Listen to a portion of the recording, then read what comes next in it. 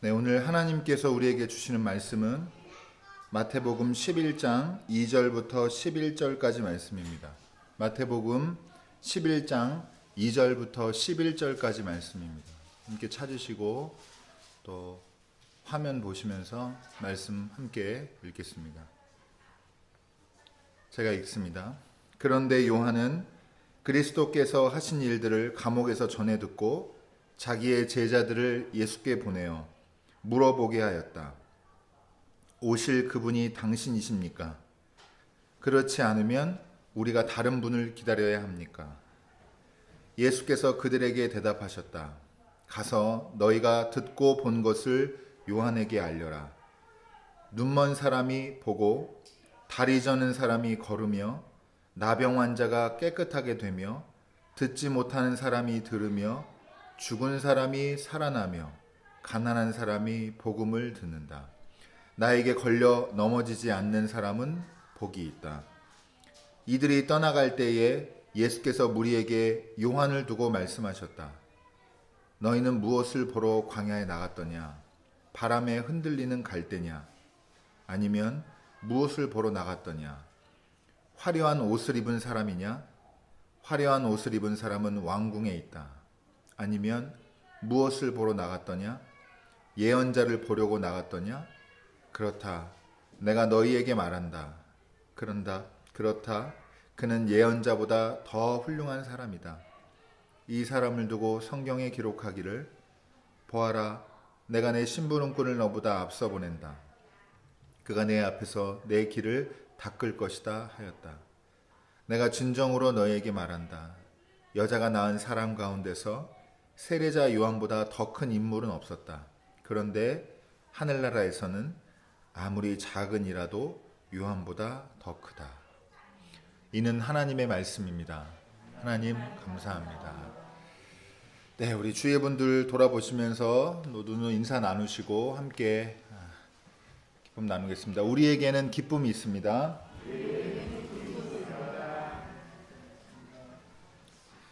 네, 오늘 대림절 셋째 주일이고 세 번째 초를 켰습니다. 한 주 한 주 기다림이 더 짙어지시길 바라고 이 초 색깔이 점점 짙어지는 것처럼 네. 이쪽 보세요. 저쪽 보면은 또 상처받아가지고. 아무튼 대림절에 여러분 기쁨을 누리시고 우리 교회가 또 우리 찬양할 때도 기도한 것처럼 모든 교회들이 다 희망의 공동체가 이 시대에 될 수 있도록 그렇게 마음 모아주시길 바랍니다. 오늘 말씀의 제목은 함께 계신 하나님입니다. 마태복음 11장 2절부터 11절까지 말씀 가지고 함께 말씀의 은혜 나누겠습니다. 지난 주일에는 마태복음 3장을 나눴었는데 이제 훌쩍 뛰어서 11장으로 왔는데 여전히 이 말씀의 핵심에는 세례자 요한이라는 인물이 있습니다. 이 세례자 요한은 3장에서 지난 주일 본문에서는 광야에서 세례를 주는 사람이었고 또 힘있게 하나님의 메시지를 선포하는 이런 위대한 예언자의 모습이었고 그 위상에 걸맞게 비록 겉모습은 초라해 보일 수 있었어도 많은 사람이 세례자 요한을 찾아와서 세례를 받으려고 그 앞에 엎드렸고 그리고 세례받는 행렬에 바리새인과 사두개파 사람들이 껴있으니까 독사의 자식들아라고 하면서 독설도 서슴없이 퍼붓는 그런 예언자다운 강한 면모를 보여주었습니다. 그러면서도 한편으로는 자기가 이 길의 완성이 아니라 자기는 길일 뿐이다. 이 길의 완성은 주님께서 오셔야 된다. 그가 오셔서 성령으로 세례 주실 것이다. 불로 세례 주실 것이다. 이렇게 겸손하고 낮은 모습도 보여주었습니다. 너무 멋있었죠. 그런데 오늘의 요한은 이런 멋있는 모습은 이제 다 온데간데 없고 혼란스러워하는 모습을 보여주고 있어요. 가장 큰 이유는 세례자 요한이 지금 어디 있어요? 감옥에 갇혔기 때문입니다. 여러분 오늘 본문에 다루지는 않지만 생일 파티 때 헤롯 대왕이 선 넘어가지고 뭐든지 다 이루어진다고 하는 바람에 그 헤롯 대왕의 부인과 부인의 딸이 공모해서 세례자 요한의 목을 가져다 달라고 한 사건이 있었는데, 이제 그러면서 이 각을 세우고 어쨌든 굉장히 서로 적대시하는 그런 사이였는데, 이제 그 와중에 감옥에 투옥되는 일이 있었습니다. 시기가 언제쯤인지 모르지만 어쨌든 죽기 전에 감옥에 이제 갇힌 것으로 보이고요. 감옥에서 이 세례자 요한이 고민이 많았던 것 같아요. 고민이 많았는데, 내 처지가 왜 이렇게 됐을까 하는 개인적인 신상에 관한 고민보다도 이 세례자 요한을 사로잡고 있는 깊은 그 고민은 뭐였냐면, 내가 그렇게 메시아라고 확신했던 예수님이 진짜 메시아가 맞나? 이게 이제 혼란스럽기 시작합니다. 여러분, 조금 어렵게 말씀드리면 자기가 가지고 있는 신학에 대한 확실한 신념이 있었거든요. 확실한 신뢰가 있었는데 그 신학이 깨져버렸어요. 뭐 때문에 깨졌느냐? 다른 것 때문이 아니라 예수님의 모습을 보고 나니까 깨져버렸어요.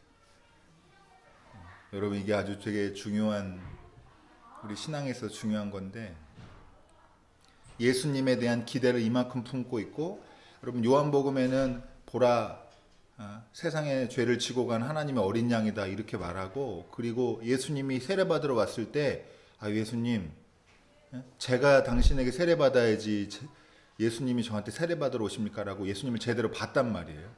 그런데 이 사이에 이 과정 속에서 예수님의 모습 때문에 예수님에 대한 신뢰가 깨져버리는, 혼란스럽게 되는 이런 상황을 이제 맞닥뜨리게 됩니다. 한마디로 얘기하면 세례자 요한도 예수님을 오해했죠. 오해했습니다. 여러분, 그래서 예수님한테 제자들을 보내가지고 예수님이 열심히 공생의 사역을 하시는 건 알지만 우리가 기다렸던 그 메시아가 맞나 정말 과연? 예수님이 정말 나는 기다고 생각했는데 어떻게 생각하면 또 아닌 것 같고 자꾸 이렇게 혼란스러우니까 제자들 통해서 직접적으로 질문을 하게 되는데, 제자들한테 뭐라고 물어봤느냐? 오실 그분이 당신이 맞으십니까?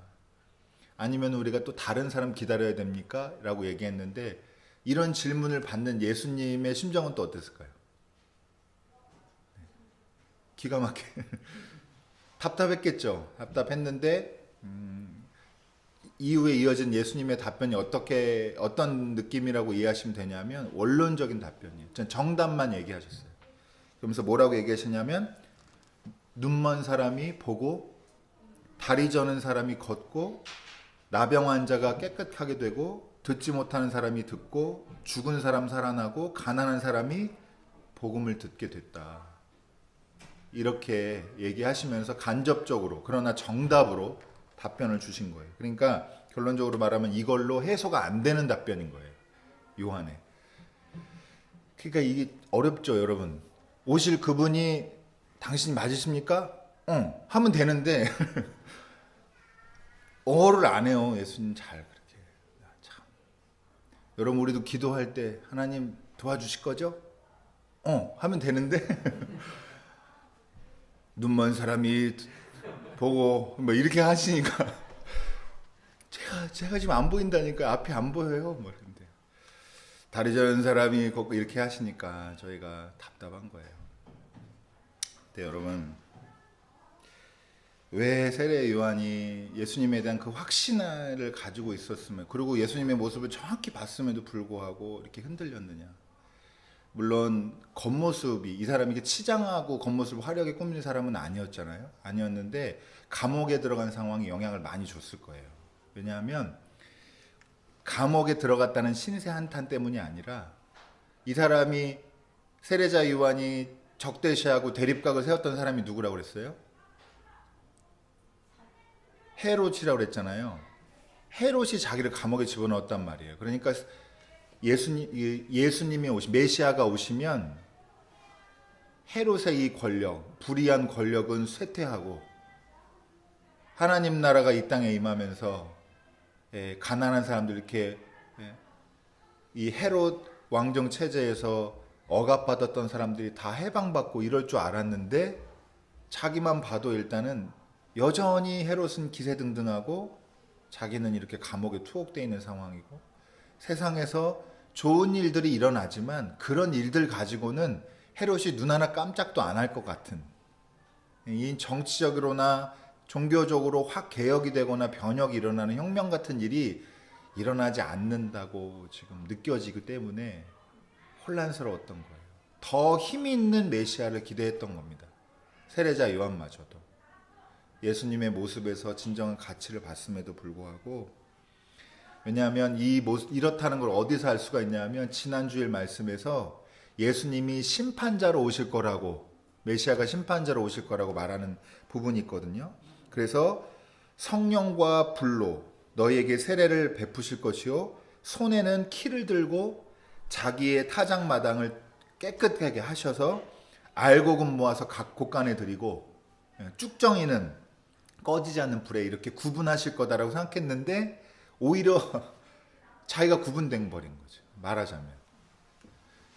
그래서 혼란스러운 이런 상황을, 그러니까 정말 인간적으로 얘기하면 예수님한테 예수님이 메시아일 거라고 확신했는데 보니까 예수님이 능력도 있고 정말 잘 가르치시고 또 사람들 꾸려가는 거 보니까 정말 특별한 분인 건 맞아. 그렇지만 그렇게 대단한 분은 아니구나, 메시아 정도는 아니구나, 이렇게 생각했던 겁니다. 여러분, 여기에서 우리가 예수님의 이어지는 말씀들도 있는데 일단은 여긴 건너뛰고 중요한 말씀 뒤에 부분 함께 나누겠는데요. 여러분, 오늘 본문을 통해서 우리가 두 가지 정도 배울 수 있는 게 있는 것 같아요. 첫 번째는 뭐냐 하면, 여러분 이게 희망적이라고 말해야 될지 모르겠는데 세례자 요한도 믿음이 흔들릴 때가 있습니다. 그러니까 우리는 막 흔들려도 된다. 네, 그렇게 말하긴 좀 그렇고 우리가 흔들리는 걸로 너무 죄책감 갖지 마시라라고 하는 겁니다. 여러분, 세례자 요한이 어떤 사람이, 예수님이 뒤에 그래도 평가를 어떻게 하시냐면 예언자 중에 가장 큰 예언자고 여자가 난 사람 중에 세례자 요한보다 더 큰 사람이 없다, 더 위대한 사람이다. 진짜 요새 말로 레전드인 사람인데 이 사람도 예수님에 대한 확신이 흔들렸다고 하면 우리도 흔들릴 수 있다라는 걸 여러분 겸손하게 수용하시기 바랍니다. 내 믿음이 왜 예전 같지 않지? 예전에 왜 난 이런 모습도 있었는데 지금은 마음이, 태도가 이렇지? 여러분, 자책하지 마십시오. 그렇게 된 과정을 누가 잘 아세요? 예수님이 잘 지금 다 지켜보고 있습니다. 그렇다고 해서 안주하시란 얘기 아니에요. 아시잖아요. 예수님 왜 이러세요? 아마추어처럼 이렇게 하시지 마시고 우리가 그 마음을 좀 다잡거나 새롭게 할 필요는 있겠지만 그걸로 너무 자기를 정죄해서 예수님이 심판하기 전에 먼저 자기가 자기를 심판해가지고 이렇게 마음이 너덜너덜해지는 그런 일은 여러분 겪지 않으시기를 바랍니다. 여러분, 이 땅에 오신 하나님이 이 땅에 오실 때에 그 길을 연 사람이 세례자 요한이고, 그리고 예수님을 바로 알아본 사람인데 그가 가졌던 생각과 그가 가졌던 이 신학이 다 빗나갔어요.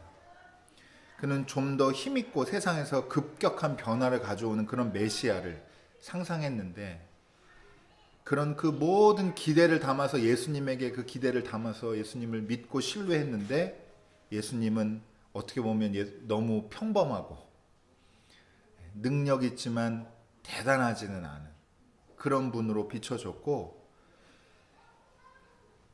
예수님이 나중에 평가하시는 것처럼 여자가 난 사람 중에 가장 큰 사람이라고 말할 수 있을 정도로 세례자 요한이 위대한 사람이지만 그 뒤에 뭐라고 그러세요? 하늘나라에서는 아무리 작은 자라도 세례자 요한보다 크다라고 했는데요. 이게 무슨 말이냐면 이게 늘 헷갈리셨죠? 이렇게 이해하시면 일단은 어느 정도 정리가 되실 텐데, 하나님 나라의 입장에서 볼 때는 세례자 요한은 이제 막 배워야 될 사람인 거예요. 네. 과거의 예언자의 시대에서는 예언자 중에도 왕이 제일 최고고 대단한 사람이 맞는데, 하나님 나라의 입장에서 볼 때는 이제 막 걸음마를 떼는 그런 작은 사람일 뿐이다라고 하는 거고, 더 쉽게 말하면 하나님 나라랑 예수님 떠오르고 하나님이 지금 예수님 통해서 하시는 이 일에는 아직 요한은 배울 게 많은 사람이다, 이렇게 말씀하신 거예요. 그 전에 그의 삶이 어땠고 그가 어떤 위대한 인물의 어떤 특성을 가지고 있든지 간에 하나님 나라에 들어오면 제자가 되기 위해서는 새롭게 배워야 됩니다. 그래서 세상에서 무슨 일을 했든지, 세상에서 어떤 업적이 있든지 간에 교회에 오면, 예수님을 인격적으로 만나면 예수님의 제자가 되는 과정은 초보처럼 하나하나 배워가야 되는 겁니다. 여러분, 세례자 요한을 통해서 이 점을 기억하시면 좋겠고, 여러분 마지막으로 이제 세례자 요한의 자리에 정직하게 서서 우리의 신앙을 좀 성찰해 봤으면 좋겠습니다.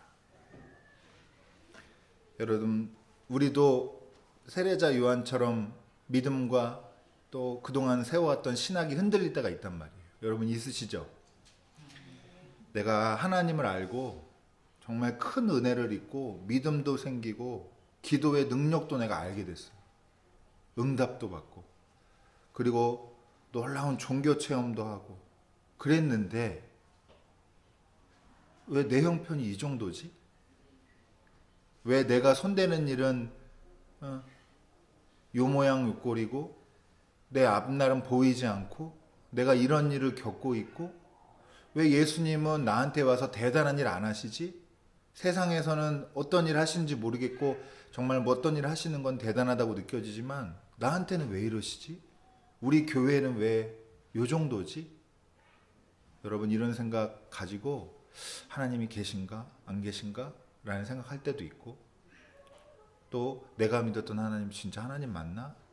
라고 고민되실 때도 있을 줄 압니다. 저도 그렇습니다. 저도 너무 많이 기대를 했는데 제 기대랑 다 빗나갔어요. 다 빗나갔습니다. 그리고 예수 하나님 만났을 때 경험을 지금 와서 되돌아보면 다 제 예상 밖에서 하나님을 만난 것 같아요. 여러분, 감옥에서 그 갇힌 공간에서 세례자 요한이 했던 이 고민을 우리도 같이 하게 됩니다. 우리도 정말 우리 상상과 기대가 빗나간 그곳에서 혼란스러워하는데, 이 말을 뒤집어 보면 하나님은 우리의 상상과 기대를 빗나간 곳에 계시다라는 사실을 여러분 기억하시기 바랍니다. 하나님 상을 자꾸 우리 편에서 만들어가지 마시고 우리의 상상 밖에 있는 하나님의 참모습을 자꾸 우리에게 수용하고 받아들여가는, 이렇게 하나님 내 삶 인도하시는구나.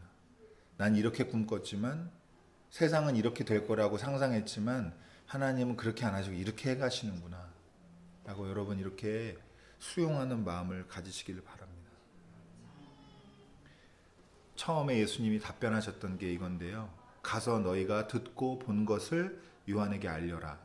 눈먼 사람이 보고 다리 저는 사람이 걸으며 나병 환자가 깨끗하게 되며 듣지 못하는 사람이 들으며 죽은 사람이 살아나며 가난한 사람이 복음을 듣는다. 이렇게 말씀하셨는데요. 여러분, 지금도 이런 일이 세상 어느 곳에서 계속되고 있습니다.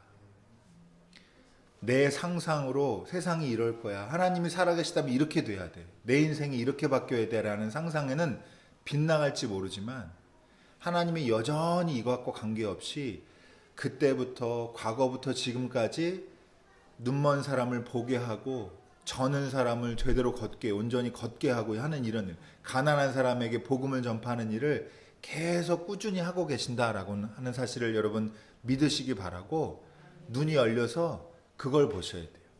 왜 나한테 뭘 안 해주시냐, 이 세상에 내가 기대한 것처럼 왜 큰 변화가 안 일어나냐라고 거기에 갇히지 마시고 하나님이 지금도 하고 계시는 일을 여러분 보시기를 바랍니다. 그러면 우리의 소망과 제가 믿고 있는 바대로 말씀드리면 보려고 하면 보여요. 하나님이 하시는 일을 보게 되실 것입니다. 여러분, 옳은 것은 우리가 아니라 하나님이십니다. 우리가 만든 하나님의, 예수님 표현대로 말하면 걸려 넘어지지 마세요. 그런 사람이 복이 있습니다. 하나님 없네 뭐, 에휴, 하나님 아니었네 뭐, 이런 마음, 그 근거가 되는 자기 상상과 기대에 걸려 넘어지지 마시고 지금 진짜로 이 땅에 오셔가지고 세례원과 동시대에 살면서 하시는 일들을 보고 이게 하나님이 하시는 일이 이거구나 라고 여러분 믿으시기 바랍니다. 예수님 만났던 사람들이 예수님 단번에 알아본 사람 없어요. 다 어떤 사람이에요? 예수님 만난 사람들, 실제로 하나님을 만난 사람, 이 땅에 육신을 입고 오신 하나님을 만난 사람들이 다 어떤 생각 가졌냐면 혼란스러워했어요. 하나님 아닌 것 같은데 하나님 정도는 아닌 것 같은데 막 이렇게 이상해요. 메시아까지는 이렇게 했는데 그분이 진짜 메시아였단 말이에요. 우리랑 진짜 함께 계시는 하나님은 보지를 못하고 우리의 상상으로 만든 하나님 속에서 갇혀가지고 진짜 하나님을 못 보는 이런 일들을 다 겪었고 지금 우리도 겪게 된다라고 하는 겁니다. 그래서 여러분, 마지막으로 제가 드리고 싶은 말씀은 이제 한번 고개 들어서 우리 주위에 한번 돌아보시죠.